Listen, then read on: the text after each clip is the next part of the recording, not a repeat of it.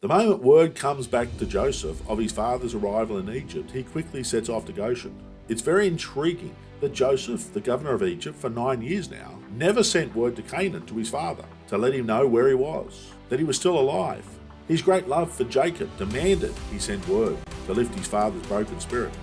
For me, the only reasonable answer is Joseph, being in close fellowship with God, being a prophet of God, had been directed by God to not send word, but rather wait for God's timing. This is something we finite creatures struggle with. God is timeless. He exists outside of time, but we only have a brief existence in our earthly bodies. We often want the movement of God in a fashion that aligns with our brief existence, but we must learn to be faithful, waiting for God's timing, just as Joseph does in this instance. Genesis 46 verse 1.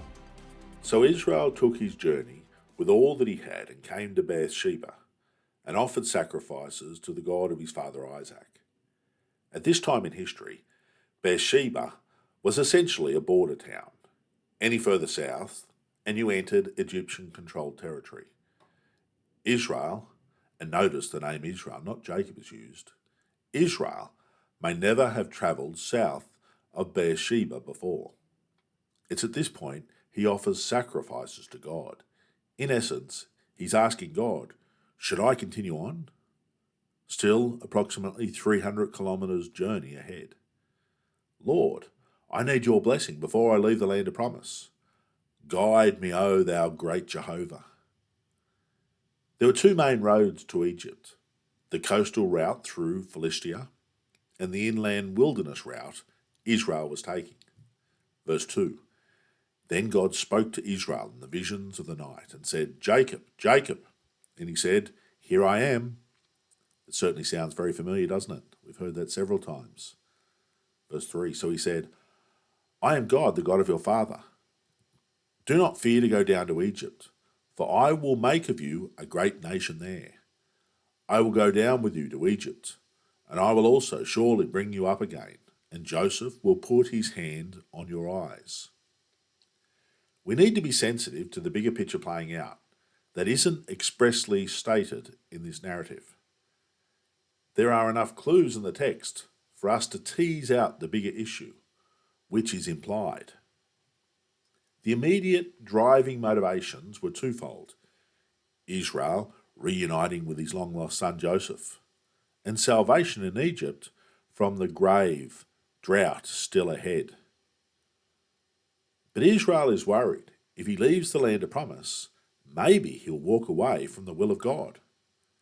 Israel was concerned maybe he'll forfeit the promises God gave to him. Canaan is my land. God promised to make of me a great nation. All the nations of the earth will be blessed through me. God will bless those who bless me and curse those who curse me and my children. The seed of the woman, Messiah, will come through my bloodlines. I will be raised again in the last days to live in this land in Yahweh's eternal peace. But what if I leave the land of promise? So God gives Israel peace. God is saying to Israel, it's okay. Go to Egypt. You are the son of promise. Nothing can overturn this. I have promised it. I will deliver. Leave the details to me. Go be with your boy. Enjoy your final days with Joseph. This vision of Israel confirms the Abrahamic covenant line of succession. This vision comes 215 years after God made this promise to a 75-year-old man named Abram, who was living in Haran, as recorded in Genesis 12.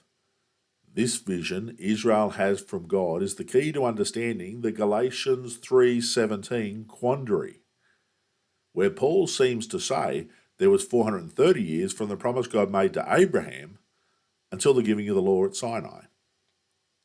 I believe this final reconfirmation of the Abrahamic covenant to Israel in circa 1925 BC is the 430-year marker till Sinai. I date Sinai at circa 1495 BC. 430 years after, God ratifies the Abrahamic covenant through Israel in this vision. Verse 5.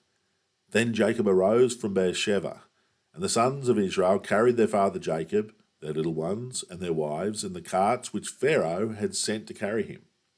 So they took their livestock and their goods, which they had acquired in the land of Canaan, and went to Egypt, Jacob and all his descendants with him, his sons and his sons' sons, his daughters and his sons' daughters, and all his descendants he brought with him to Egypt.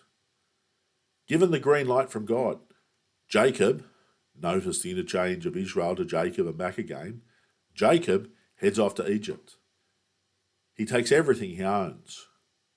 Jacob would have heard from his sons that Joseph had foretold the famine would last another 5 years.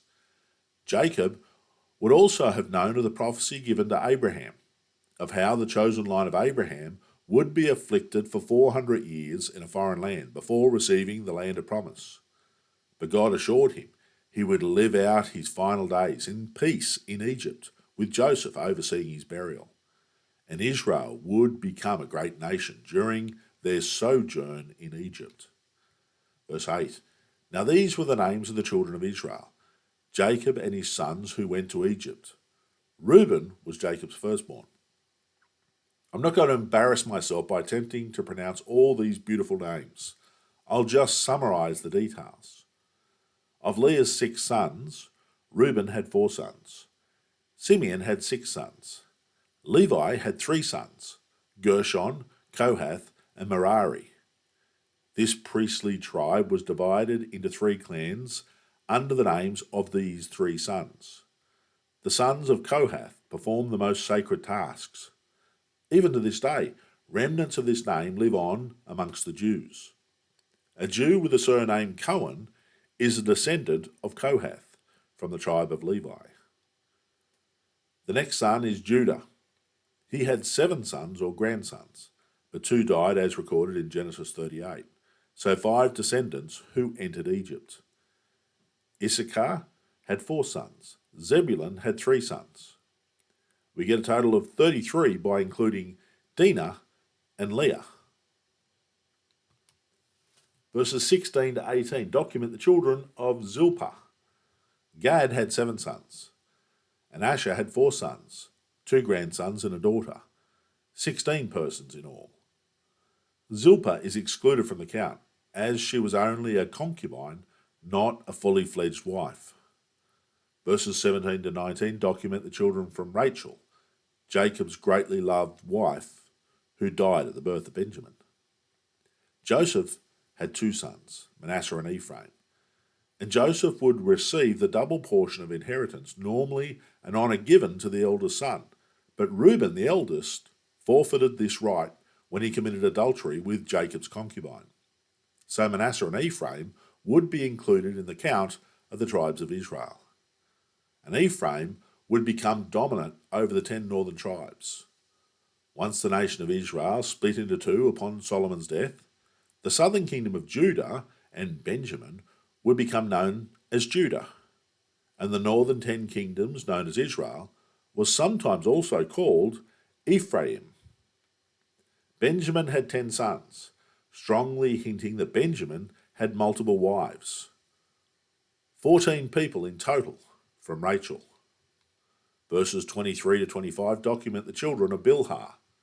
Dan had 1 son, and Naphtali had 4 sons, 7 persons in all. Bilhah is excluded from the count as she was only a concubine, not a fully fledged wife. Verse 26.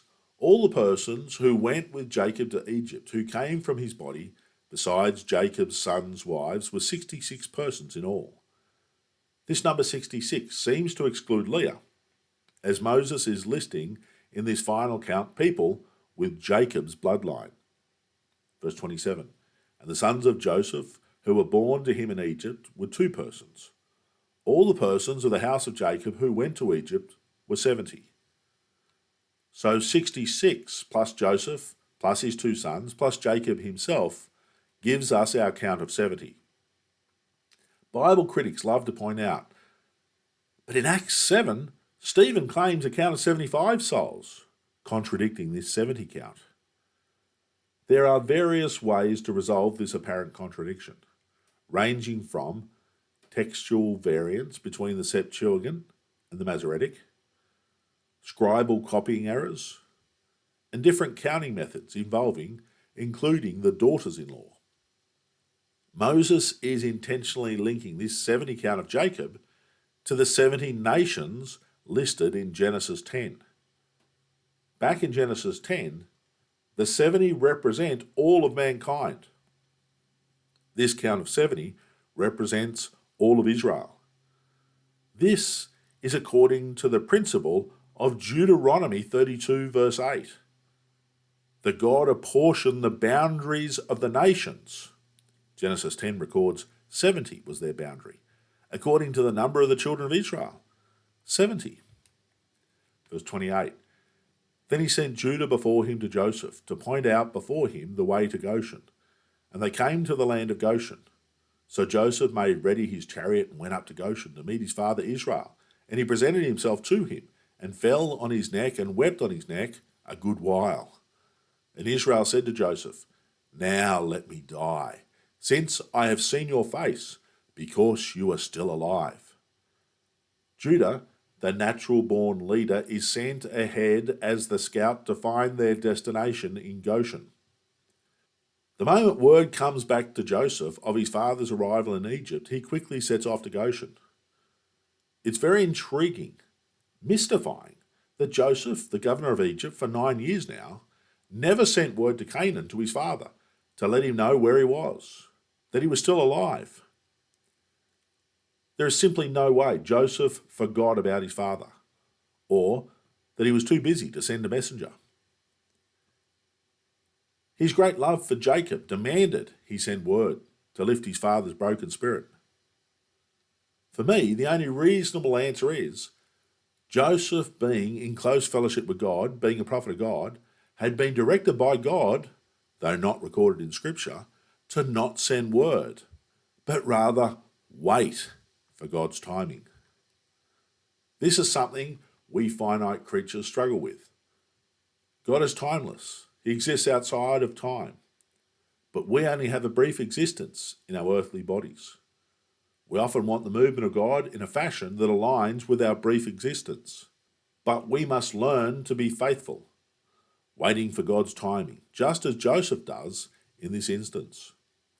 Joseph understandably cries for the 6th time recorded in Scripture when reuniting with his father, and fell on Jacob's neck and wept a good while. You know he did.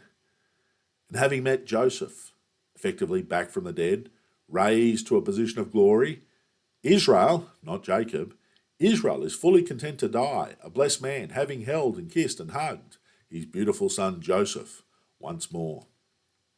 Verse 31.